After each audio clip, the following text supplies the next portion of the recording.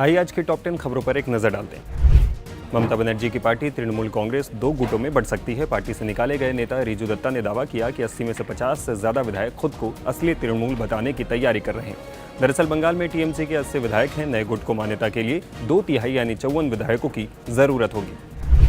पश्चिम बंगाल की पूर्व मुख्यमंत्री और तृणमूल कांग्रेस की प्रमुख ममता बनर्जी ने कोलकाता में पार्टी नेताओं पर हुए हमलों के विरोध में प्रदर्शन का नेतृत्व किया। बीते दिनों ममता के भतीजे अभिषेक बनर्जी और दूसरे नेताओं को भीड़ ने निशाना बनाया था।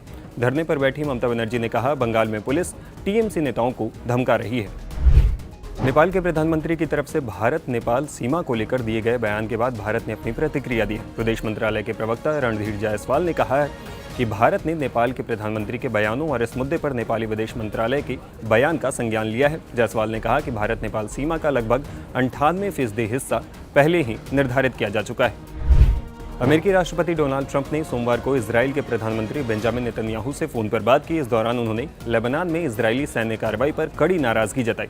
एक्सियोस की रिपोर्ट के मुताबिक ट्रंप ने गुस्से में नेतन्याहू को पागल तक कह दिया और उन पर एहसान न मानने का आरोप लगाया।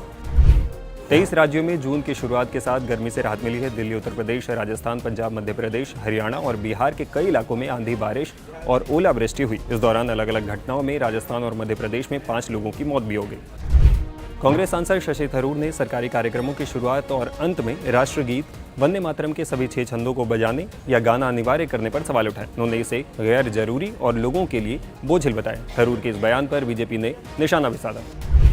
भारतीय जनता पार्टी 20 जून को बंगाल स्थापना दिवस मनाएगी। इसके लिए खुद प्रधानमंत्री नरेंद्र मोदी 20 जून को कोलकाता आएंगे।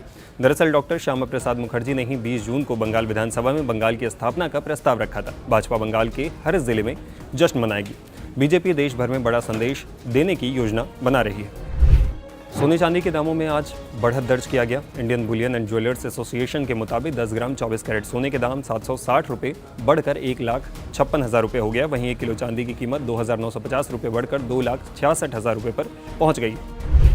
इंडियन इंस्टीट्यूट ऑफ मैनेजमेंट यानी IIM इंदौर 15 साल के क्रिकेटर वैभव सूर्यवंशी को केस स्टडी में शामिल करने जा रहा है। वैभव मॉडल पर देश की पहली मल्टी डिसिप्लिनरी स्टडी होगी। इसमें खेल, मनोविज्ञान, प्रबंधन के एक्सपर्ट मिलकर छोटी उम्र में बड़ी सफलता का फॉर्मूला खोजेंगे।